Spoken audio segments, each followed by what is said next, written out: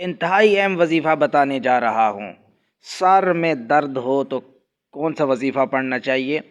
وظیفہ بتانے سے پہلے گزارش یہ ہے کہ میرا چینل سبسکرائب کریں، لائک کریں اور شیئر کریں۔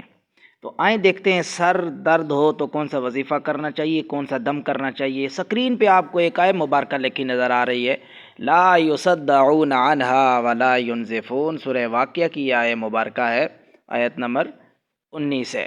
آپ اس آیت مبارکہ کو سر پر ہاتھ رکھیں اور اول آخر درود شریف پڑھیں، اور یہ آیت مبارکہ آپ 3 مرتبہ پڑھیں، اور پانی پر دم کر کے آپ پانی پی لیں، یا کسی کو اگر درد ہے تو اس کے سر پر ہاتھ رکھ کر اول آخر درود شریف پڑھیں اور 3 مرتبہ یہ آیت مبارکہ پڑھیں اور دم کریں۔ انشاءاللہ تعالی اللہ کے فضل و کرم سے آپ کے سر کو آرام آ جائے گا۔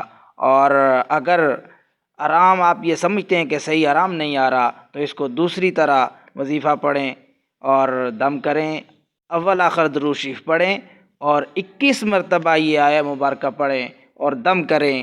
پانی پر دم کر کے خود پئیں، یا کسی کو سر میں درد ہے تو اس کو آپ دم کر رہے ہیں تو اول آخر درود شریف پڑھیں اور 21 مرتبہ یہ آیت مبارکہ پڑھیں اور اس کے سر پر دم کریں۔ اللہ تعالی شفا کاملہ عطا فرمائے گا، انشاءاللہ آپ کے سر کا درد نہیں رہے گا۔ اللہ تعالی شفا عطا فرمائے۔